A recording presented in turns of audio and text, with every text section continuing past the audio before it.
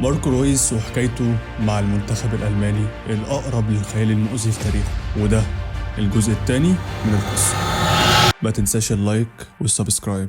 أول مباراة رسمية ليه مع ألمانيا كانت ضد مالطا سنة 2009 وأثبت نفسه فيها. بعدها بقى أساسي في كل الماتشات. سنة 2014 كان بيقدم موسم ناري وكان من أعمدة الفريق اللي رايح كأس العالم، بس قبل البطولة بأيام اتصاب.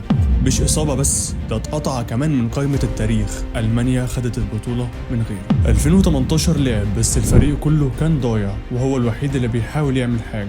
و2020 رفض ينضم للمنتخب لأنه كان مصاب. و2022 برضه الإصابة حرمته من اللعب في كأس العالم.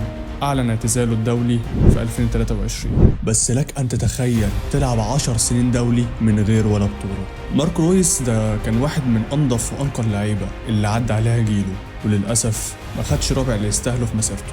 دي كانت حكاية ماركو رويس.